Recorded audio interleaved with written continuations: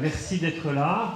Donc cette journée dédiée à la prise en charge des maladies rares dans la région, dans la subdivision Languedoc-Roussillon de la région Occitanie, a pour but bien sûr de discuter, de partager des expériences, de s'informer. Et pour débuter, je vais laisser la parole à Béatrice Sennemeau, qui est responsable au niveau de l'ARS, référente au niveau de l'ARS de cette problématique des maladies rares, et qui va donc nous dire quelques mots.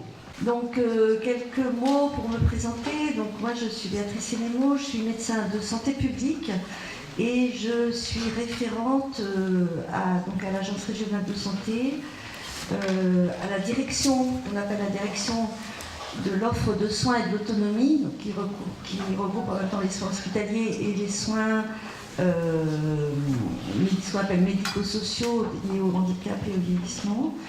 Et je suis donc au sein de cette direction, je m'occupe de la périnatalité, je m'occupe de tout ce qui est aussi procréation médicalement assistée, diagnostic prénatal, génétique et maladies rares. Donc aussi pour vous dire deux mots, enfin, je pense que vous connaissez un petit peu le contexte régional. Vous savez que notre région Languedoc-Roussillon a fusionné avec la région Midi-Pyrénées il y a déjà 2 ans, mais qu'à l'ARS on a mis en place cette grande direction des pôles des soins hospitaliers et d'autonomie depuis 1 an, et que cette direction se trouve à Montpellier, puisque la direction générale de l'ARS est à Montpellier. Donc il y avait pas mal de bouleversements. Je sais en parlant avec les uns et les autres que les partenaires, les contacts avec l'ARS ont été pendant un moment un petit peu distendus à cause de tous ces changements. Mais là on espère pouvoir retravailler de façon plus sereine et plus sur le long terme. Donc moi, quelques mots, mais je ne suis pas du tout, comme je dis, je suis médecin de santé publique, je ne suis pas du tout spécialiste des maladies rares, et je laisserai les spécialistes ici présents en parler. Mais je voulais vraiment remercier donc le professeur Morin, la filière Orchid d'avoir organisé cette journée, et le réseau Maladies Rares Méditerranée, avec lequel on a déjà commencé à travailler depuis quelques mois de façon assez rapprochée, de m'avoir invité. Donc du côté de l'ARS, cette problématique, elle est en fait, comme vous savez, pour les maladies rares, la politique de santé, elle est quand même plutôt pilotée au niveau national.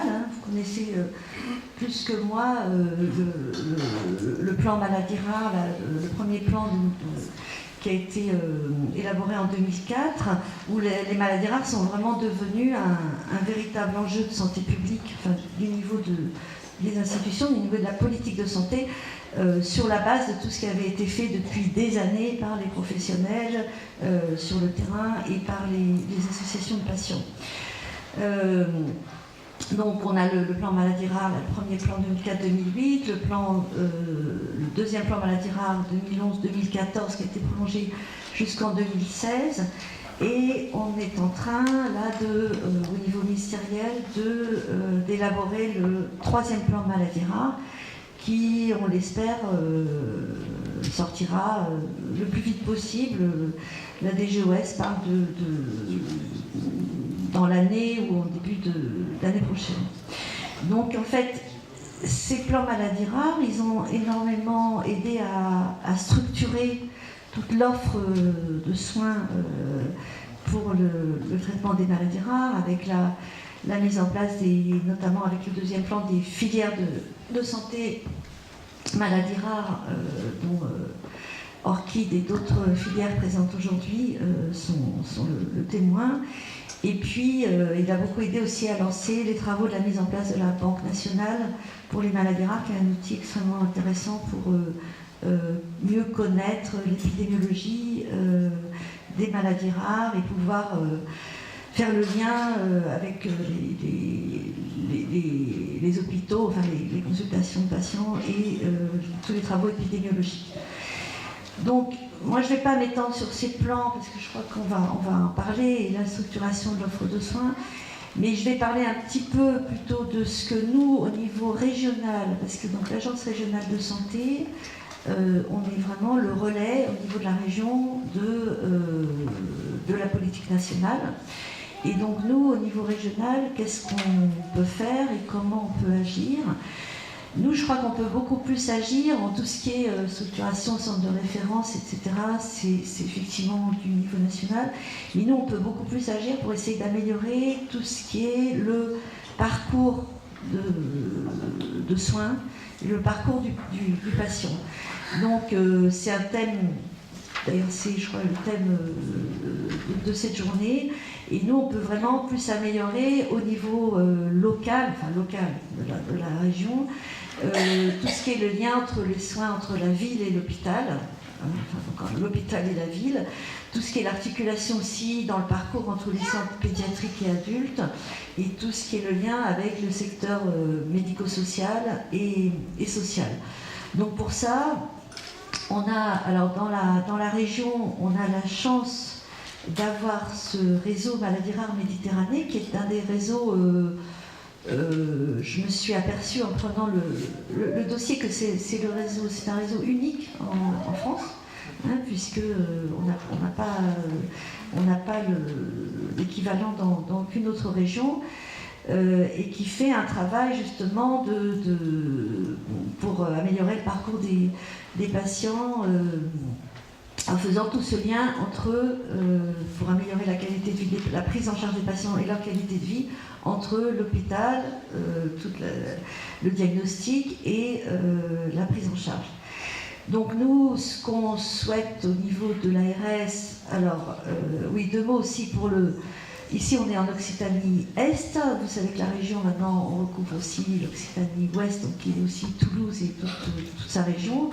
Donc notre préoccupation aujourd'hui, c'est aussi d'essayer de voir ce qui est le plus intéressant, le plus favorable, le plus innovant dans chacune des deux ex-régions, et d'essayer de booster la grande région vers le haut.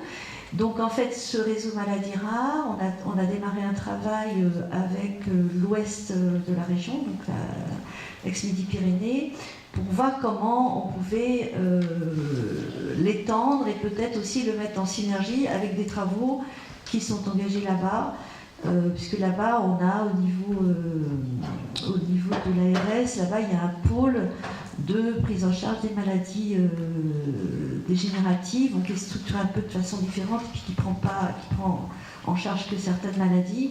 Mais voilà, on essaye de travailler pour essayer disons, d'étendre le réseau Maladies Rares Est à l'ouest de la région, et ce pôle de prise en charge des maladies neurodégénératives de l'ouest à l'est de la région. Donc ça, c'est un travail qui a été engagé déjà depuis quelques mois. Et puis, un autre travail, cette année, on a été aussi très, très pris parce que 2017 était l'année de l'élaboration de ce qu'on appelle le programme régional de santé. Le programme régional de santé, en fait, c'est toute la politique de santé régionale pour les 10 ans à venir. Donc dans tous les domaines, hein, que ce soit le soin hospitalier, la prévention, le médico-social, la veille sanitaire, etc. En fait, toutes les missions de l'ARS. Donc il y a eu un énorme chantier avec tous les professionnels pour travailler sur toutes les filières de soins et aussi de prévention. Et donc on a, pour ce qui concerne les maladies rares, on était concerné par deux groupe de travail, si on peut dire. C'était d'une part toute l'organisation du diagnostic génétique, et ça, évidemment, c'est un point extrêmement important, mais je crois qu'on parlera plus tard. Et puis, on a aussi fait passer un projet qui est un projet pour essayer de faciliter l'orientation et l'accompagnement des patients atteints de maladies rares en situation d'errance diagnostique, parce qu'on sait que c'est un grosse problématique, et ce projet donc a été accepté dans le programme régional de santé, donc les maladies rares y figurent, et je vous invite à ce propos, parce que notre programme régional de santé il vient d'être publié à la consultation, c'est-à-dire qu'il y a un site internet dédié qui est prs-occitanie-santé.fr, vous pouvez le trouver facilement, et sur lequel donc, on a d'une part le schéma pour le diagnostic génétique, d'une part, ça s'appelle la filière et des examens à caractéristiques génétiques à des fins médicales, excusez-moi. Et puis d'autre part, on a donc ce projet qui s'appelle, comme je viens de le dire, faciliter l'orientation et l'accompagnement des patients atteints de maladies rares. Donc moi, je vais, si vous voulez bien, on va animer la matinée avec David, mais je vais prendre la parole pour commencer et vous donner quelques repères, mais c'est des repères que vous connaissez, mais je crois que c'est important, Anselmo l'a un peu évoqué, mais de voir un petit peu quelle est l'histoire de cette mise en place de ces centres de référence, cette problématique des maladies rares en France depuis le début du millénaire finalement. Puisqu'il y a eu 3 plans maladies rares, le 3e est en gestation, et ces plans maladies rares ont débuté il y a un peu plus de 10 ans maintenant, puisque c'était 2004-2005, la première mise en place des plans maladies rares. Cette liste est un petit peu longue, mais je crois que si on veut la lire, prendre 3 minutes pour la lire, on ne perdra pas son temps, puisque finalement, tout est marqué. L'objectif de ces plans, qu'on va décliner rapidement par ailleurs, c'est mieux connaître l'épidémiologie des maladies rares. Il faut l'avouer, il faut le dire, en France, on n'est pas très bon pour l'épidémiologie. Et pour pouvoir bien parler d'une maladie, de maladies, il faut savoir combien il y en a. Quelle est la problématique? Et pour l'instant, on peut le dire, c'est que les plans n'ont pas permis à ce jour de connaître précisément l'épidémiologie des maladies rares. Mme Selmo a évoqué les banques de données maladies rares qui vont se mettre en place. On souhaite tous que ça soit efficace, parce que là, il y a vraiment un manque. Il faut pouvoir quantifier un problème pour répondre à un besoin, sinon on parle un petit peu en l'air. Reconnaître la spécificité des maladies rares, je pense que c'est en cours. Développer l'information pour les malades, les professionnels de santé et le grand public concernant les maladies rares. La journée d'aujourd'hui s'inscrit dans cette problématique, puisque à côté, il ne s'agit pas de mettre un haut et un bas, mais plutôt un horizontal. À côté des centres de référence, des centres experts, il y a bien évidemment la déclinaison sur le terrain, d'où l'importance de l'information des professionnels de santé et des grands publics. Former les professionnels à mieux les identifier, c'est un challenge permanent. Organiser le dépistage et l'accès aux tests diagnostiques, là aussi c'est un challenge, en particulier pour tout ce qui concerne la génétique. Ce sera certainement abordé, mais c'est un point qui est en évolution actuellement, pour ne pas dire en révolution. Améliorer l'accès aux soins et la qualité de la prise en charge des malades, là aussi ça doit être un souci permanent. Je pense qu'il y a des évolutions positives qui ont eu lieu, mais ça reste à confirmer. Poursuivre l'effort en faveur des médicaments orphelins, c'est pas tout à fait simple. Répondre aux besoins d'accompagnement spécifique des personnes atteintes de maladies rares et développer le soutien aux associations de malades. Il faudra avoir l'opinion des représentants d'associations pour voir ce qu'ils pensent de ce point. Promouvoir la recherche et l'innovation sur les maladies rares, notamment pour les traitements. Ça aussi, c'est le rôle des centres de référence. Mais pour pouvoir faire de la recherche et la faire de façon correcte, il faut pouvoir savoir quel est le nombre de malades concernés, bien connaître leurs caractéristiques pour pouvoir mettre en place ces programmes de recherche. Et puis enfin, développer les partenariats nationaux européens. Et là, je pense que ce sont des choses qui se mettent en place. Donc quand on regarde ces 10 points, c'est très ambitieux, mais je pense qu'il y a du travail à faire, mais on a commencé, je pense, à y répondre. On a commencé à y répondre donc, très rapidement, le premier plan maladies rares qui a permis la labellisation de 131 centres de référence et de 500 centres de compétences. Ça, c'était dans les années 2004-2008. Alors, un centre de référence, qu'est-ce que c'est? Un centre de référence, en fait, c'est une réunion de compétences pluridisciplinaire organisée autour d'une équipe médicale avec une expertise significative, en tout cas suffisante, dans les domaines de l'information, de la formation, du soin et de la recherche. Ces centres experts ont une dimension, si on peut dire, régionale ou sous-régionale, voire, pour certains d'entre eux, ça dépend des pathologies et de la rareté de certaines pathologies. Bien évidemment, ça peut être aussi à un niveau national, voire international. Donc ces centres de référence ont un rôle, je crois que les mots-clés, c'est soins, mais c'est surtout recherche et formation. À côté de ces centres de référence, il y a des centres de compétences. Ces centres de compétences travaillent en lien avec les centres de référence ils sont associés au travail de centres de référence et eux, ils sont plus proches du domicile du patient. Donc ces centres de compétences, les centres de référence n'ont pas vocation à voir tous les patients, ce ne serait pas utile pour les patients. Les centres de compétences sont plus près de la proximité, mais doivent aussi mailler le territoire en lien avec, il ne s'agit pas de dire tous les patients porteurs de maladies rares doivent se rendre dans tel ou tel endroit, sauf cas exceptionnel, mais par contre, il faut qu'il y ait un réseau de soins sous-jacent qui permette à chacun d'avoir accès à des thérapeutiques adaptées, une information suffisante et surtout un diagnostic correct. Le deuxième plan maladies rares 2011-2016, qui a été évoqué aussi par Mme Sénémo, a visé toujours à cibler la même chose, améliorer la qualité de la prise en charge du patient, développer la recherche sur les maladies rares, amplifier les coopérations européennes et internationales. Les filières de santé maladies rares ont été mises en place à ce moment-là. Il y a 23 filières qui ont été créées. Ces 23 filières n'ont pas comme objectif de se substituer aux centres de référence, mais plutôt de coordonner l'activité des centres de référence, d'organiser sur un certain nombre de points, les centres de référence ayant peut-être, pour certains d'entre eux, tendance à travailler de façon un petit peu verticale dans leur domaine, de façon efficace, mais il manquait sans doute une strate horizontale visant à permettre les liens, qu'il n'y ait pas 3 personnes qui fassent une chose dans un coin, si on peut le dire, et puis d'autres qui fassent la même chose à l'autre bout de la France. Coordonner, c'était l'objectif de partager les informations, et en particulier, ça a été évoqué dans le domaine de la transition entre les enfants et les adultes. Pour les maladies rares, comme vous le savez, il y a eu une certaine évolution pour un certain nombre d'entre elles, avec une amélioration, et c'est tant mieux, du pronostic de ces patients. Et donc un certain nombre de problématiques qui n'étaient que pédiatriques, si on peut dire, sont devenues des problématiques d'adultes, avec tout ce qui concerne la prise en charge de ces patients adultes porteurs de maladies rares. Et donc cette phase de transition est complètement essentielle. Donc c'est un des points d'objectif de la mise en place de ces filières, de coordonner cet aspect-là, mais il n'y a pas que ça, bien évidemment. Ces filières, elles sont ici avec leurs différents logos, il y en a 23, bon nombre seront présentés ici aujourd'hui, et on les remercie bien évidemment.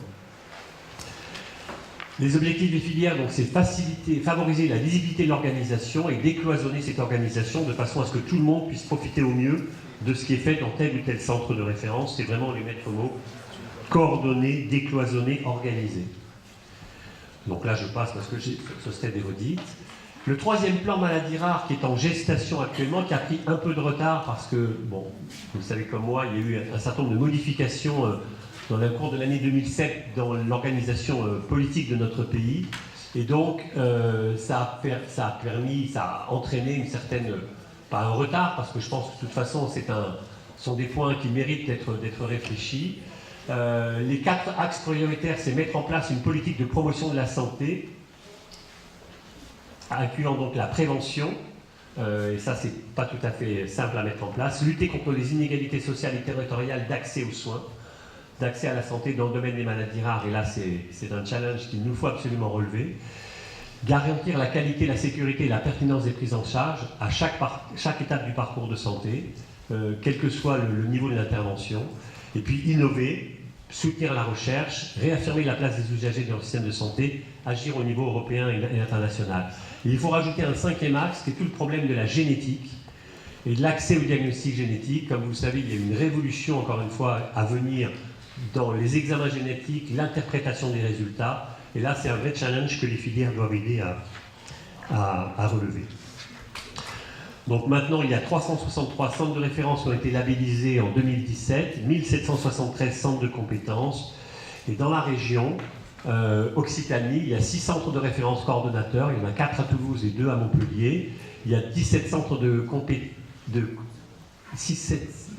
référence constitutifs et non pas de compétences constitutives. La liste est ici, mais on peut la retrouver facilement. Et puis il y a 131 centres de compétences dans la région Occitanie, ce qui fait que ça permet de balayer, si on peut dire, bon nombre de pathologies concernées. Vous avez la suite des centres ici, bien évidemment, je ne vais pas vous la citer, donc c'est la représentation des différents centres. Donc voilà cette photographie que je voulais faire avec vous sur les plans maladies rares, sur l'organisation des soins en termes de centres de référence. La problématique, c'est de la décliner au niveau local, et c'est là où la place du réseau maladies rares Méditerranée est certainement tout à fait importante, puisque l'objectif c'est d'aller au plus près des besoins des patients, plus près des besoins des acteurs, et donc C'est un des objectifs, bien évidemment, de cette journée. Donc, David Geneviève, qui est responsable du service de génétique ici à Montpellier et qui est président du réseau de santé maladies rares Méditerranée. Merci beaucoup. Donc, effectivement, j'ai une troisième casquette aussi, parce que je m'occupe aussi d'un centre de référence. Voilà. Donc, le réseau, pour en dire quelques mots, déjà, je pense qu'il faut absolument rendre au professeur Pierre Sarda d'abord le fait que c'est lui qui a créé le réseau. Et pourquoi ? Parce qu'en fait, en génétique, ça fait très très longtemps qu'on sait qu'on travaille dans les maladies rares. Et ça fait finalement assez longtemps qu'on essaie de mettre en place la médecine personnalisée dans le cadre des maladies rares, c'est-à-dire un diagnostic de précision qui permet d'apporter une prise en charge spécifique, personnalisée pour le patient. Finalement, c'est ce qu'on essaye de faire depuis fort longtemps. Et Pierre Sarda s'était rendu compte qu'on avait beau avoir une super science dans les établissements de santé, il y avait un énorme problème après pour le patient, une fois qu'il sortait de l'hôpital, une fois qu'on avait fait le Yaka Faucon, de trouver tous les partenaires de santé qui pouvaient l'aider. En gros, le premier recours n'était absolument pas du tout au courant de quoi que ce soit pour pouvoir participer à la prise en charge. C'est un vrai problème, c'est l'information au premier recours, et je crois que c'est aussi une grande partie de la discussion qu'on va avoir aujourd'hui. Donc Pierre Sarda s'est rendu compte de ça et s'est dit il faut créer une structure, et donc est allé voir l'ARS qui a apporté une écoute très attentive, puisque l'ARS a accepté de créer un réseau de santé qui permet en fait d'apporter l'information auprès du patient et donc de participer, en fait d'aider le centre de référence, le centre de référence à nouvel développement, au début le réseau était fait pour ça, d'aider le centre de référence à apporter l'information et à identifier les partenaires de santé paramédicaux et médicaux qui pouvaient prendre en charge les enfants. Un exemple tout bête, dans le cadre de la trisomie 21, donc une pathologie génétique extrêmement fréquente qu'on connaît tous parce que on sait tous à reconnaître, et dans la trisomie 21, il y avait des grandes difficultés pour aider à la coordination de la prise en charge en dehors de l'hôpital et à trouver des orthophonistes, des gens qui peuvent aider à mieux manger, mieux parler, les enfants et les adolescents et les adultes avec un problème de trisomie 21. Donc il y a eu tout un travail de maillage du territoire, d'identification des orthophonistes, des réunions de formation des orthophonistes, puis ça a fait boule de neige et ça a très bien marché. Donc on s'est rendu compte que finalement ça c'était très positif pour on va dire la coordination du parcours, en tout cas aider à identifier un orthophoniste, un psychomotricien, un ergothérapeute au plus près en fait du domicile du patient, et surtout aider cet ergothérapeute ou ce professionnel de santé à avoir augmenté son niveau de connaissance et donc de compétences concernant le type de maladie qui nous intéressait et pour lequel on voulait faire des formations. Donc il y a eu via le réseau de nombreuses journées de formation, soit sur toute une journée, soit sur des demi-journées, soit pour tous les professionnels de santé qui étaient intéressés par cette maladie-là, et peut-être que j'en dis trop parce que je suis en train de prendre tout le temps de parole du réseau. Voilà, donc vous aurez plus d'informations sur le réseau, et je vous invite à aller voir le site internet du réseau.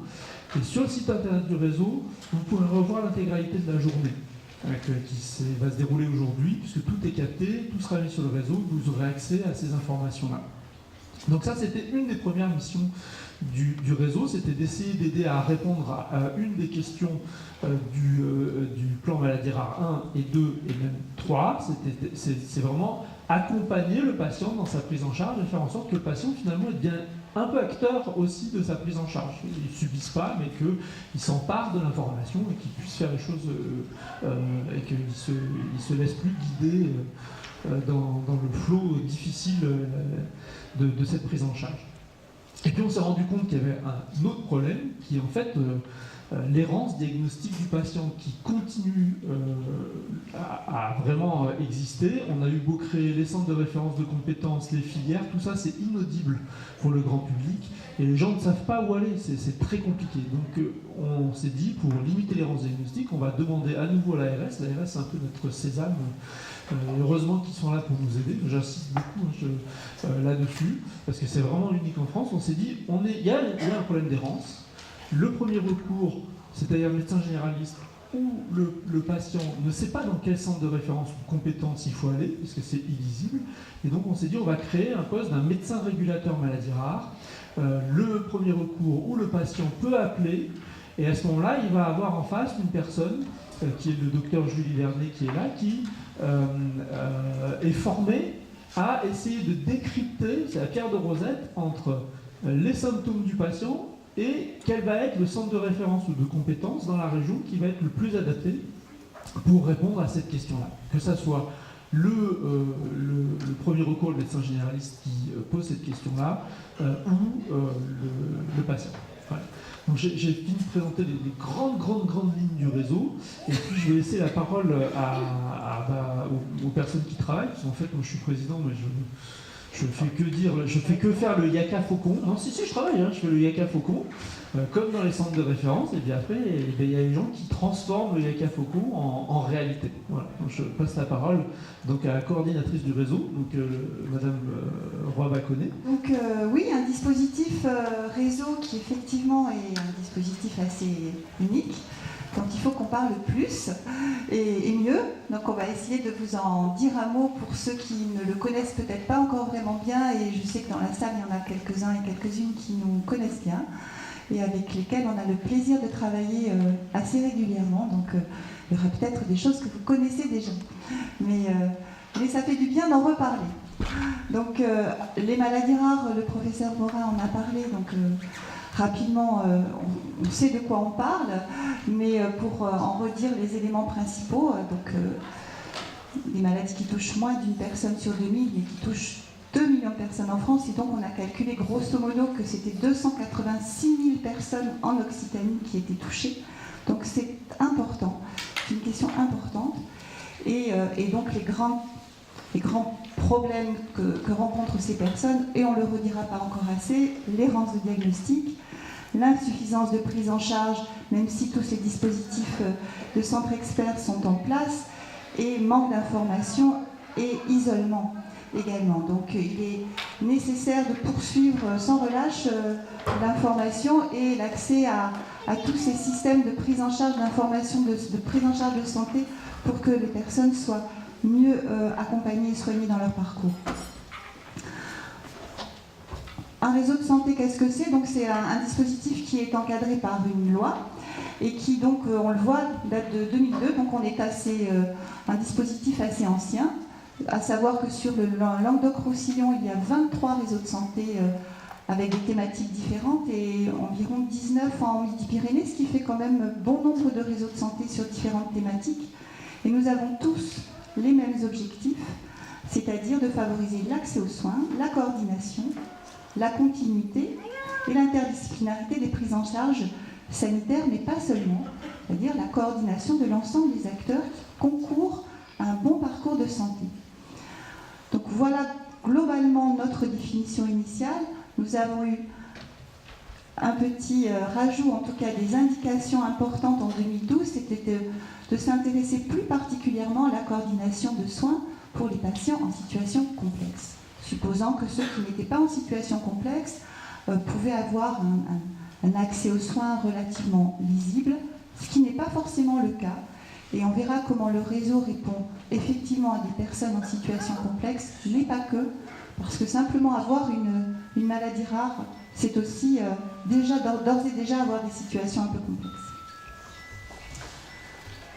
La population qui nous occupe, eh bien, c'est une population actuellement en Languedoc-Roussillon, mais elle est, comme le disait Madame Sénémo, prochainement prévue pour s'ouvrir à la grande région. Doucement mais sûrement, on va prendre le temps aussi de faire les choses.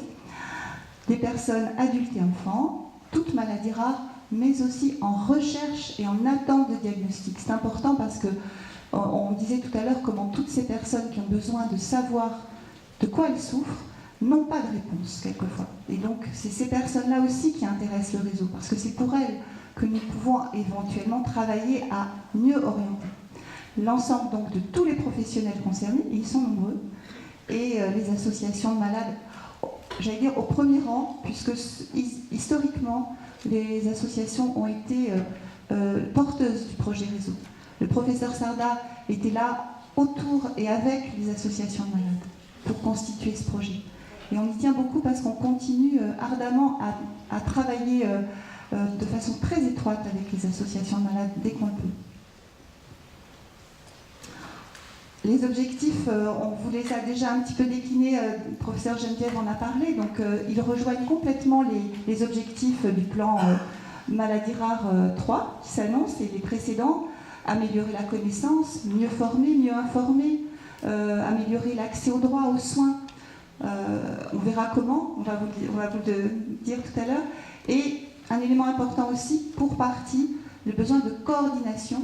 On a vu comment un certain nombre de patients disposent de suivis complexes, d'interventions multiples, et il est nécessaire souvent de mettre un peu de liant et de lisibilité pour chacun dans ces situations complexes avec des prises en charge multiples. Donc la coordination fait aussi partie de notre travail. Notre équipe, elle est en partie présente devant vous. Donc on a donc un président qui est là, et puis un médecin qui est ici, une secrétaire qui assure son travail de secrétaire au réseau actuellement, une administratrice, et puis 2 assistantes sociales. On a la chance d'avoir un temps et demi d'assistante sociale, et moi-même qui suis coordinatrice. Voilà, et nos moyens, c'est surtout un réseau de partenaires. Je tiens à signaler qu'on a la joie, et qu'on l'a bien mérité, d'avoir maintenant une convention qui nous relie avec le CHU de Montpellier, donc avec l'ensemble des services de Montpellier, et non seulement les services médicaux, mais aussi les services sociaux, et c'est important, qu'on le voit. On a la même chose également, on dispose d'une même convention avec le CHU de Nîmes, donc avec l'ensemble des services aussi de Nîmes. Et puis on travaille bien sûr avec les filières et avec, sur la région, le médico-social, le social, le scolaire, dont un des membres qui va parler cet après-midi est présent sur notre conseil d'administration, enfin l'ensemble des partenaires qui sont nécessaires. Et on a également une longue liste de libéraux qui travaillent régulièrement aussi avec nous. Voilà, j'avais ajouté également les dispositifs nationaux et voilà, Maladies rares Infoservice qui est présent ici, avec qui on a la chance aussi d'avoir des liens de très bonne qualité, et Alliance Maladies rares également, l'association, la fédération des associations. Voilà, et puis sur le réseau, on dispose également comme moyen d'une ressource importante de bases de données, avec un certain nombre de rééducateurs, de libéraux, d'adresses vers lesquelles on peut orienter les personnes. Un moyen important dont a parlé David Geneviève, c'est le médecin régulateur, c'est le docteur Vernet. Je lui laisse la parole pour dire. Oui, bonjour à tous. Alors oui, comme on le voit sur la diapo, mon poste a été créé il y a un petit peu plus d'1 an, avec la lourde tâche et l'enjeu majeur de diminuer l'errance diagnostique. L'idée, c'est que pour chaque appel au réseau, pour chaque situation complexe, je m'assure que les patients en recherche de diagnostic maladies rares puissent être suivis dans un centre expert maladies rares, que vous avez cité précédemment professeur David Geneviève et professeur Morin. C'est important parce que les maladies rares sont peu connues. Et l'idée d'avoir un interlocuteur qui se pose la question avec les patients, avec les médecins de premier recours, et si c'était une maladie rare, peut faire permettre d'avancer. Et l'idée de diffuser la connaissance des centres de référence, centres de compétences maladies rares est très importante. On s'aperçoit que la plupart des médecins ne connaissent pas encore très bien toutes ces structures spécialisées, même s'ils connaissent les CHU. Et le fait de diffuser cette information leur permet d'avancer dans ce doux diagnostic qui est bénéfique aux patients.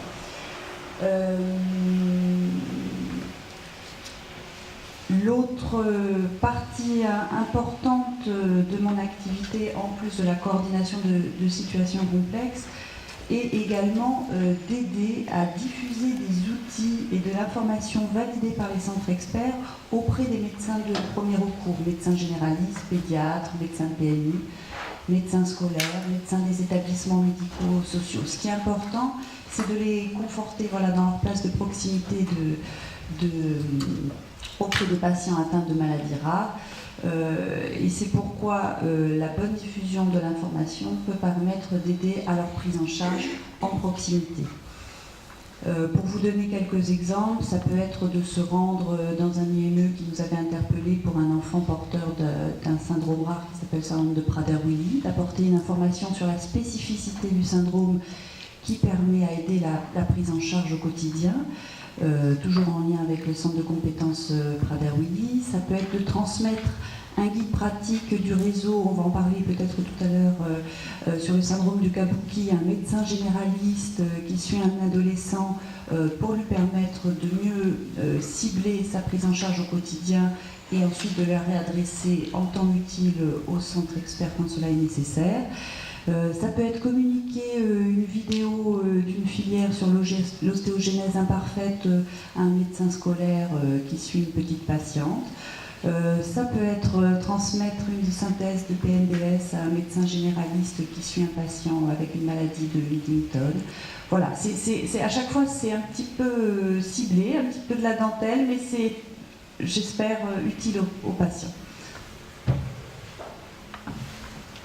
Alors, du coup, juste une petite capture d'écran de notre site internet pour vous dire le travail qu'on a effectué cette année, qui était de donc recenser au niveau de l'Occitanie Est, pour l'instant, les 77 centres experts du CHU de Nîmes et de Montpellier. Donc vous les retrouvez sur notre site internet assez facilement. Ils ont été regroupés pour simplifier en 17 thématiques.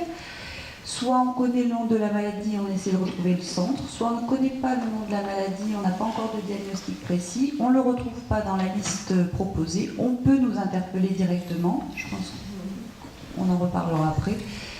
Voilà, là c'était juste une petite capture d'écran pour vous montrer comment on a regroupé les différents centres experts. Voilà le réseau en chiffres rapidement, puisque pour vous donner une petite idée du travail qui est fait cette année, on a à peu près accompagné, aidé, orienté 220 personnes, nominativement quasiment, avec autour de cet accompagnement un certain nombre d'actions. On a compté en gros 124 rencontres interprofessionnelles, ça veut dire qu'on fait beaucoup de réunions et de rencontres de connexion avec les partenaires. On a échangé de nombreuses fois autour de situations spécifiques, tant avec des familles qu'avec des partenaires. Et juste un petit détail, 61 maladies rares différentes ont été comptabilisées par exemple cette année sur les personnes qui nous ont été orientées ou qui se sont adressées à nous. Et voilà, c'est une petite idée de la pluralité des problématiques que nous rencontrons au réseau. D'autres chiffres, donc ça c'est l'autre aspect formation, puisqu'on a une casquette aussi et une action de formation assez importante.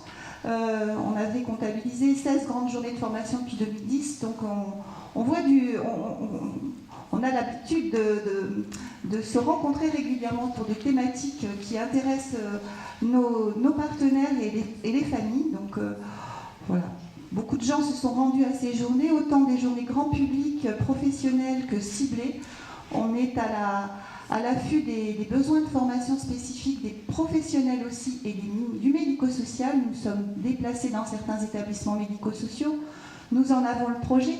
On n'en parlait pas plus tard qu'hier, avant-hier, avec quelqu'un qui est aussi ici. Et on a le projet d'avancer sur la question de la maladie de Huntington, entre autres, prochainement.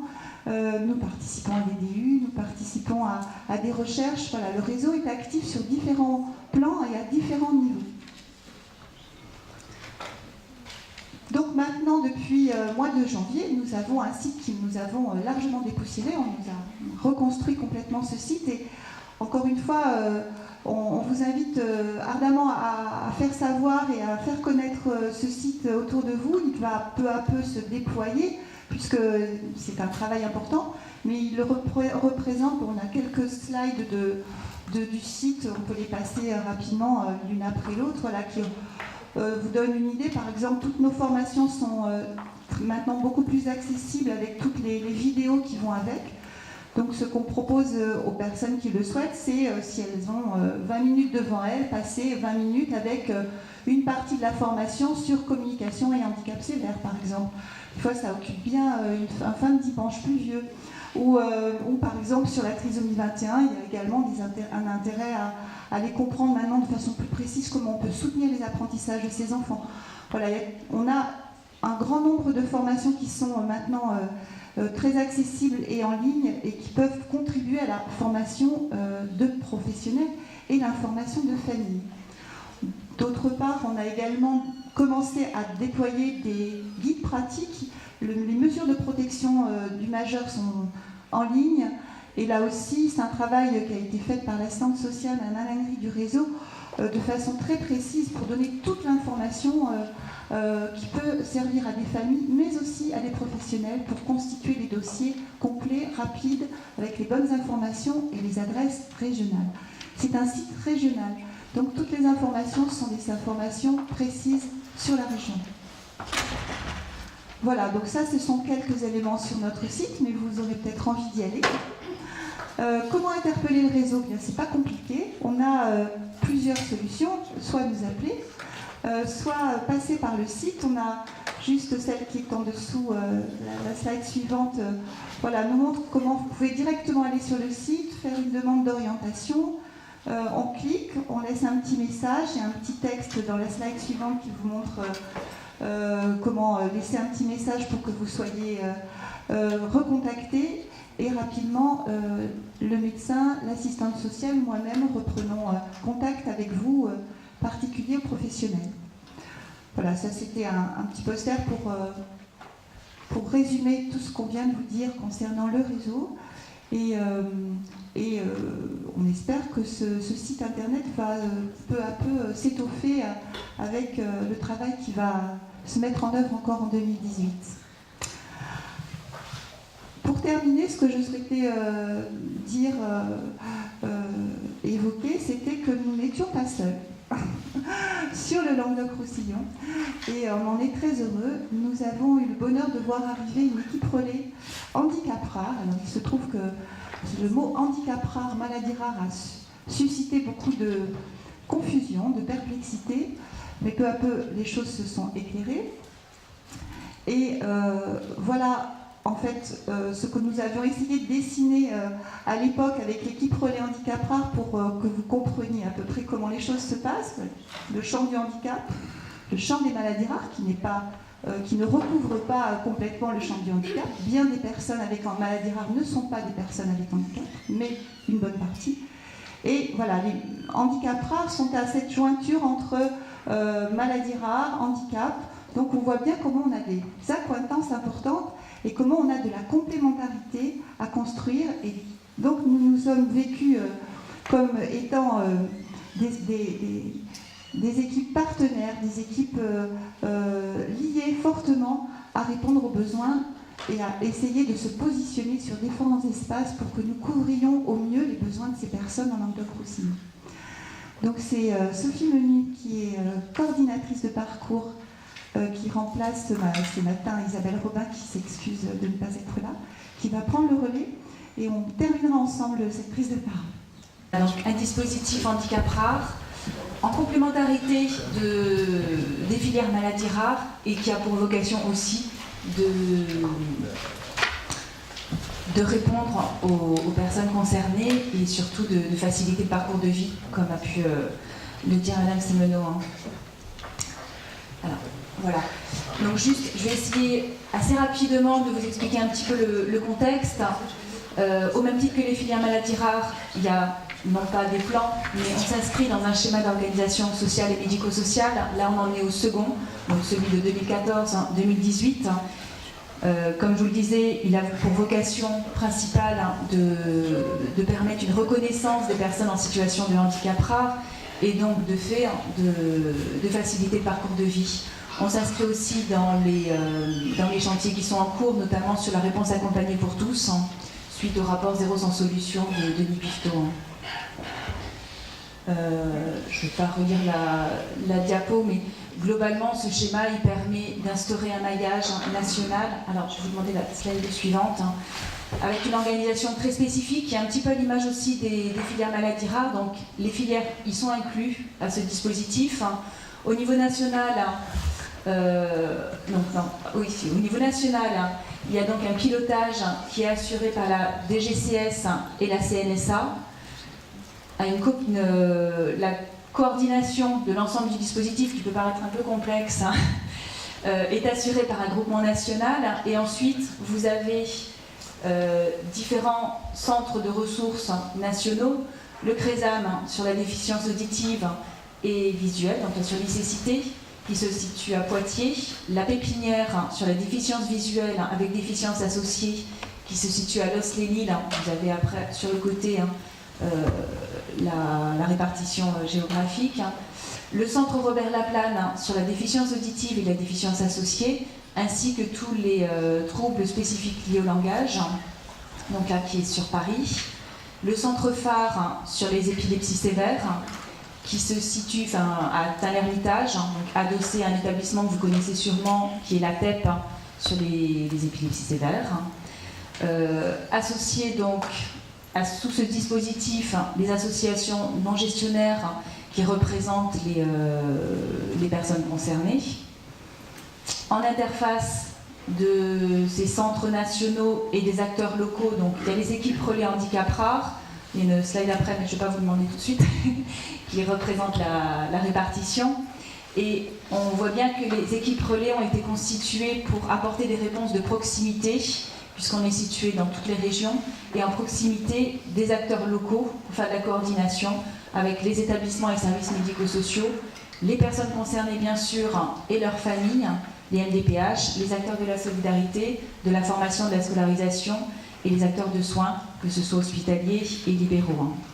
Donc c'est vrai qu'on voit quand on compare un petit peu les deux dispositifs, que ce soit réseau maladies rares et équipe relais, qu'on a des fonctionnements et des missions qui se recoupent. Mais je crois que c'est une richesse aussi sur la région. Je m'en vais là. Voilà. Donc rapidement, vous voyez que sur l'ensemble du territoire français, globalement, on a des équipes relais sur chaque région ou interrégion. Sur la région Occitanie, on a 2 équipes relais, une qui est basée sur Toulouse, plutôt sur donc Occitanie-Ouest, ancienne Midi-Pyrénées, et une équipe relais sur Montpellier pour Occitanie-Est, ancienne région Languedoc-Roussillon. Cette répartition avait été faite avant la réforme territoriale. La slide suivante. Voilà. Handicap rare. Donc c'est une définition médico-sociale et non pas sanitaire, qui s'inscrit beaucoup en lien avec les centres nationaux de ressources. Donc elle a été définie par un arrêté du 2 août 2000 qui précise 5 catégories. Donc l'association de déficience auditive grave avec une déficience visuelle grave, l'association de déficience visuelle grave avec autres troubles associés, association de déficience auditive grave, autres troubles associés, dysphasie grave, autre déficience, et ensuite une 5e catégorie un peu fourre-tout, désolé de le dire comme ça, qui est l'association d'une ou plusieurs déficiences graves et d'affections chroniques graves ou évolutives, telles que les affections mitochondriales, du métabolisme, du système nerveux et aussi les épilepsies sévères. Ce qu'on souhaite préciser, c'est qu'effectivement, on est en situation complexe parce qu'une déficience associée à une autre déficience, c'est pas un simple handicap, ça devient de fait une situation complexe. On s'en rend compte pour une personne qui est sourde aveugle, elle ne peut pas compenser par l'autre sens. Donc ça devient de fait une situation complexe. La slide suivante, s'il vous plaît. Donc pour précision, on parle de handicap rare par 3 types de rareté. Peu de personnes concernées, comme dans les maladies rares. Une rareté des combinaisons de déficiences qui entraîne effectivement une rareté des complexités et des techniques pour y répondre. On se rend compte que c'est des situations de personnes qui nécessitent tout un plateau technique avec une multiplicité de professionnels pour pouvoir répondre à ces personnes.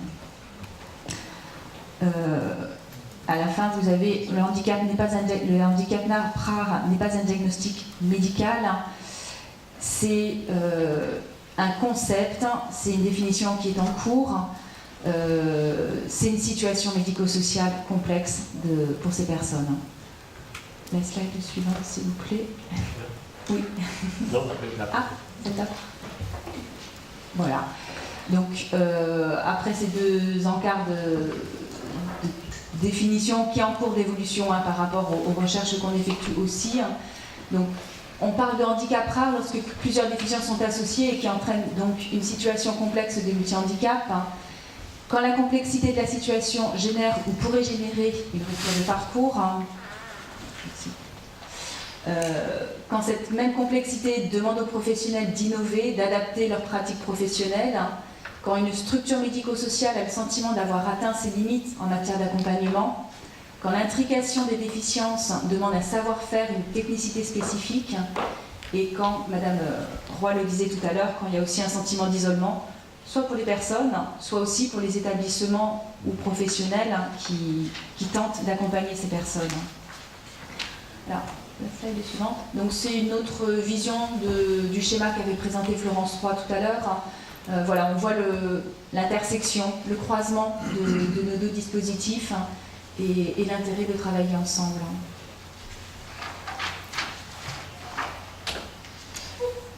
Alors, voilà, donc dans ce cadre de dispositif handicap rare, il a été constitué donc, des équipes relais en proximité, comme je vous le disais, un peu sur toutes les régions, avec trois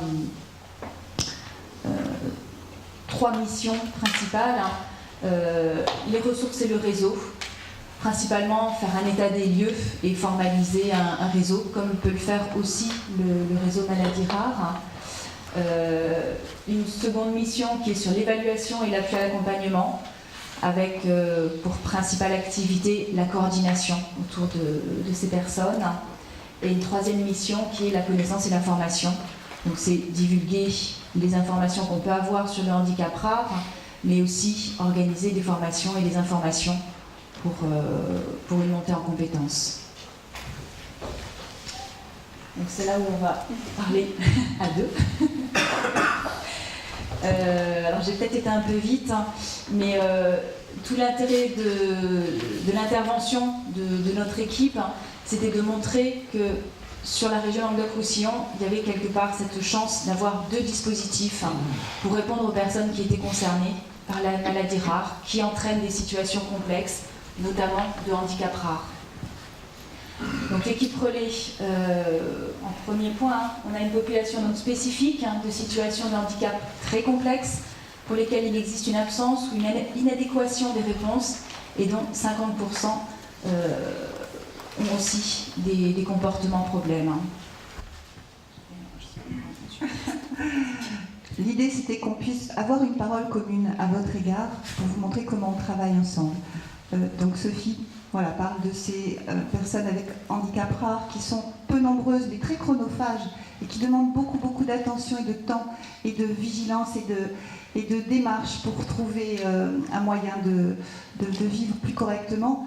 Notre population au niveau du réseau est une population beaucoup plus large, toutes les maladies rares, on l'a vu tout à l'heure, donc avec des situations qui vont être plus ou moins complexes, plus ou moins lourdes. Pour une part, elles le seront. Mais on voit comment, sur cette partie très complexe, l'équipe relais a une compétence et va pouvoir apporter sa plus-value. Et nous allons pouvoir, nous, déployer beaucoup plus d'énergie sur l'ensemble des problématiques de toutes les maladies rares. Et donc, on n'est pas trop. C'est bon, tu as introduit que c'était chronophage. Au même titre que le réseau, on a un médecin, mais qui est sur un temps très partiel, qui vient plutôt sur une expertise et un appui de l'équipe sur la compréhension des situations. On parle de handicap, c'est du médico-social. Pour autant, le handicap est souvent issu de maladies, et donc on a besoin de cet éclairage médical. Donc on a la chance d'avoir un temps très partiel de médecin pour nous éclairer sur ces situations et nous apporter son expertise. Je ne reviendrai pas sur l'aspect médical, puisque Julie en a parlé et qu'elle est là pour montrer tout le travail qu'elle développe. Alors c'est vrai on a un vrai temps plein de médecins pour toutes ces personnes. Ce qu'on pourrait noter là sur cette partie-là, c'est qu'on a le souhait et en fait là, dans la réalité, une organisation de croisement de nos compétences, de croisement de nos ressources, d'échanges, de travail régulier, qui fait que le travail des uns profite au travail des autres. Et que ce ne sont pas deux équipes parallèles qui gardent jalousement leurs moyens, mais qui au contraire, tous les mois, nous sommes au travail autour d'une table, on se croise, on s'appelle, on s'envoie de l'information, on échange. Donc on enrichit mutuellement nos dispositifs et c'est comme ça qu'on envisage les choses maintenant et pour l'avenir. Peut-être la dernière. Je vais juste rajouter quelque chose qui n'est pas sur les slides, mais c'est vrai que depuis le début qu'on a été créé, nos équipes relais, en 2015, il y a eu la volonté aussi de faire une convention, de formaliser un petit peu le travail commun. Et c'est vrai qu'au-delà des interventions qui sont présentées sur ces slides, on se rencontre régulièrement sur des temps de réunion qui sont formalisés pour échanger aussi, parce que c'est des situations qui nécessitent pas mal de concertation. Là, c'est plus sur l'axe formation. Donc, l'équipe relais a aussi des interventions et des actions sur la sensibilisation sur le handicap rare dans le cadre de nouvelles politiques, donc, notamment la réponse accompagnée pour tous. On organise des formations sur les intrications spécifiques de déficiences relevant du handicap rare, avec un axe spécifique sur la communication. On a engagé des formations et des échanges de pratiques sur le handicap rare et les comportements problèmes, ce qui pose souvent question effectivement actuellement, en tout cas ce qui est à l'étude au niveau des politiques publiques. Et voilà.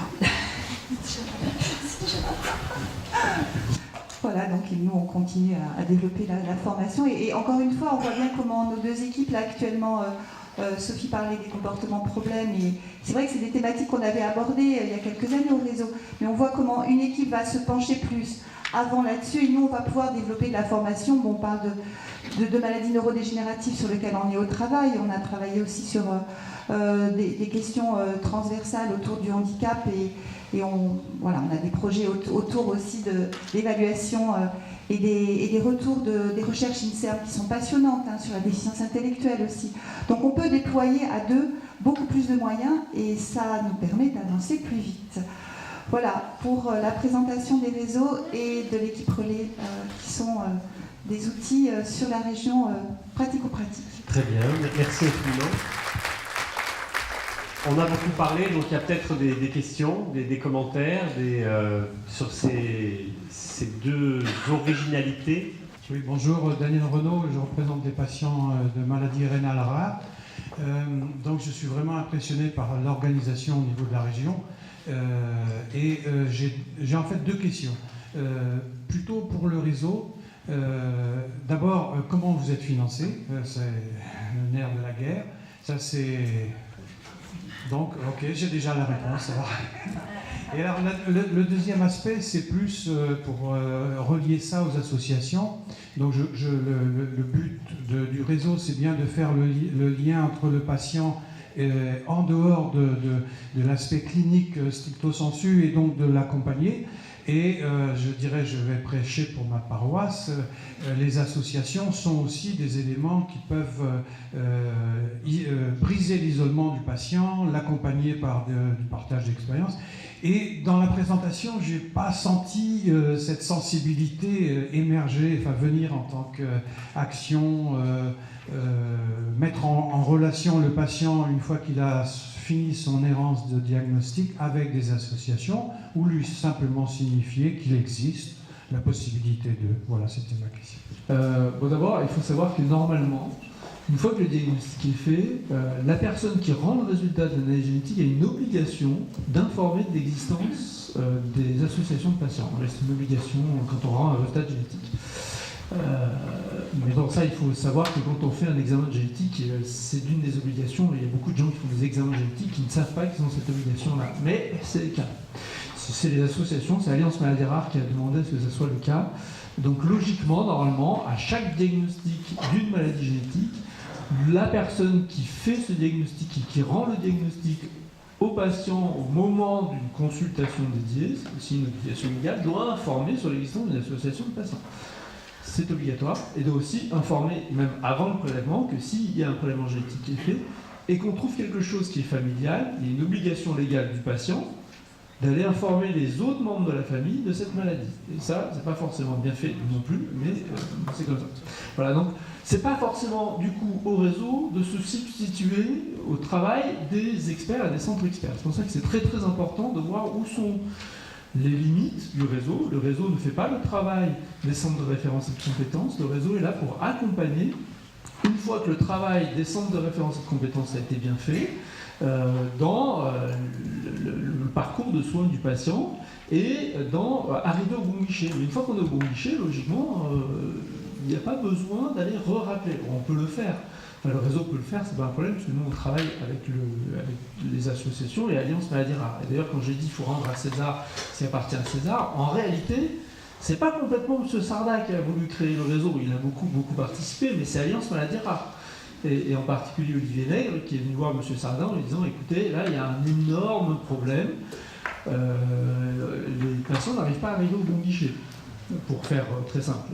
Quand on est malade, on ne trouve pas le bon guichet. Donc il faut créer une structure pour trouver le bon guichet. Donc du coup, le réseau a été créé d'abord pour les anomalies de développement et syndrome malformatif, qui était notre cœur de métier.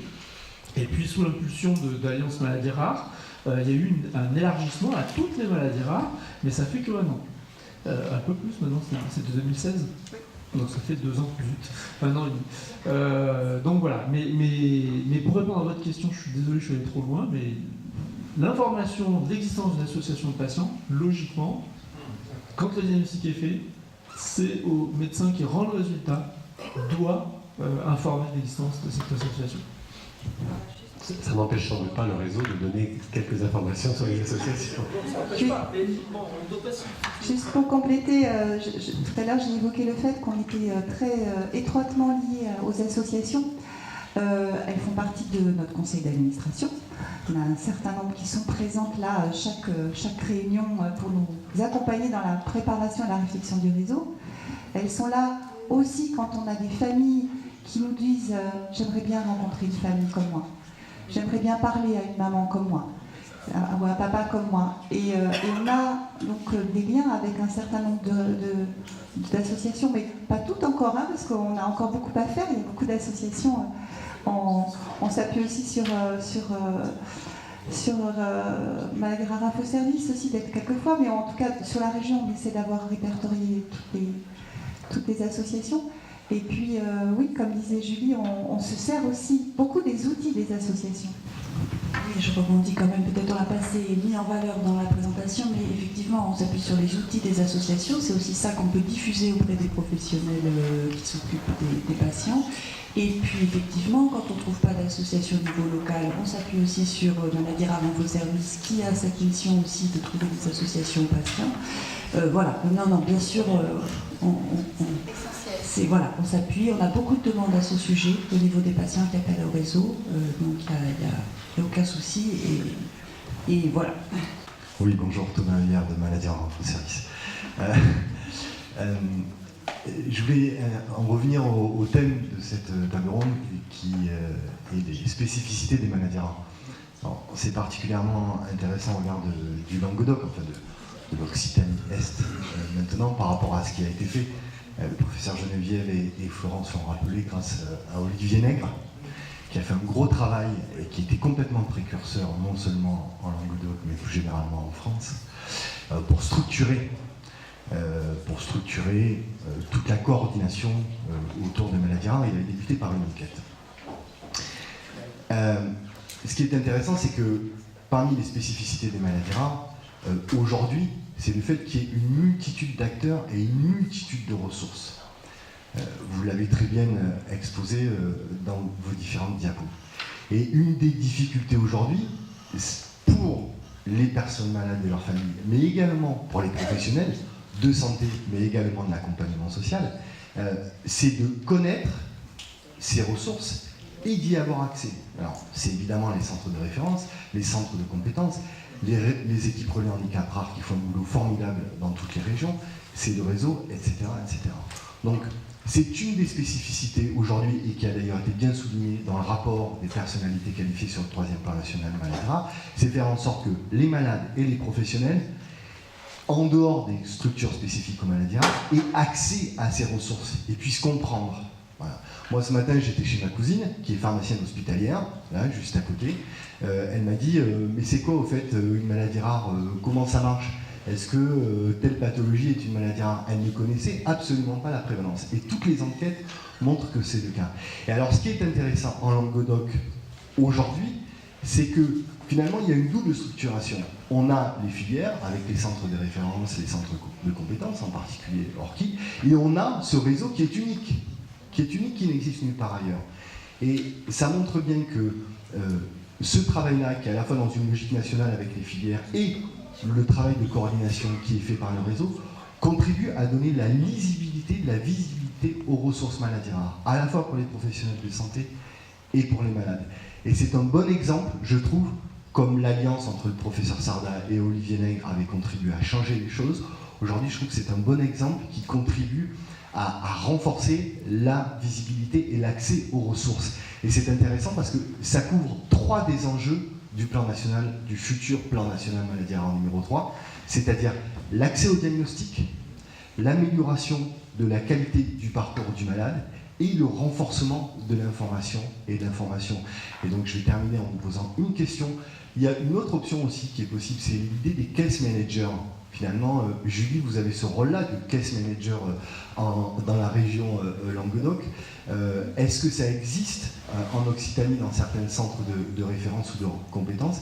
Et comment est-ce que vous pourriez travailler avec des case managers dans les centres de référence? Oui, alors j'ai pas tout à fait ce rôle-là, hein, parce que je suis obligée de m'appuyer sur des relais de proximité. Hein, j'ai pas la possibilité d'être en proximité immédiate avec le patient. Donc ça peut être soit le centre lui-même, soit un service, ça peut être un service, un médecin PMI, un médecin généraliste. Voilà. Donc j'ai la possibilité d'être un appui par rapport à ce case manager. Et par contre, je me tourne vers Florence Roy, voilà, pour voir un petit peu où on peut trouver ces case managers. Je sais qu'il y a effectivement des équipes et les assistantes sociales du réseau qui ont cette possibilité d'accompagner aussi en proximité famille. Moi, je le regarde plutôt du point de vue médical.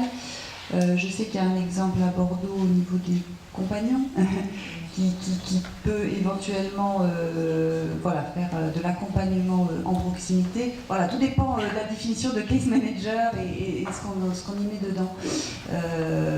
Pour vous répondre en partie. Dernière intervention. Oui, non, juste un détail, puis on s'arrête. Oui. Plusieurs hypothèses d'accompagnement. Oui, les case managers, c'est vraiment un prototype d'accompagnement qui a été initié par la FM depuis longtemps, qui marche bien. Ici, le réseau, on est un dispositif régional.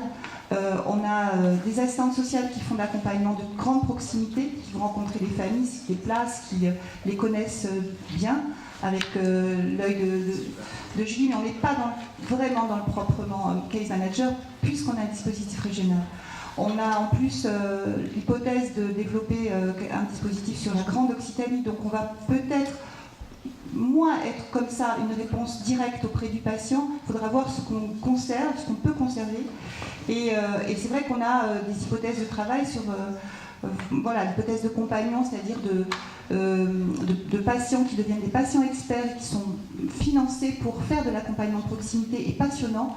On s'est rapproché de nos collègues de Bordeaux qui sont en train de développer ce projet avec l'ARS. Il y a des choses à développer. Il y a également à permettre une montée en compétence des équipes. On parlait cet après-midi des assistantes sociales. Permettre à une assistante sociale de secteur d'être compétente pour un accompagnement de personnes avec une déficience, un handicap ou une problématique de santé complexe, c'est aussi une solution. C'est-à-dire comment les gens sur le terrain, dans le monde ordinaire, peuvent devenir plus compétents.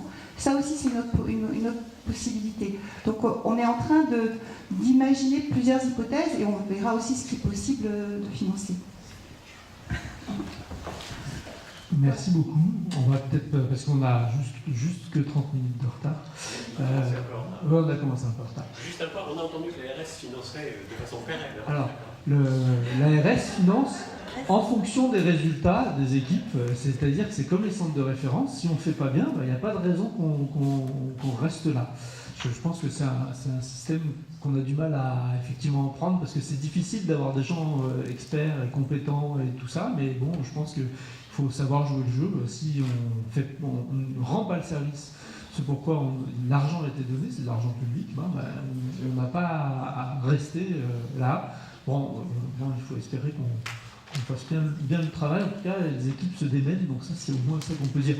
Et on peut remercier à nouveau l'ARS quand même, parce que c'était un vrai pari à l'époque. Les maladies rares, on n'en parlait pas.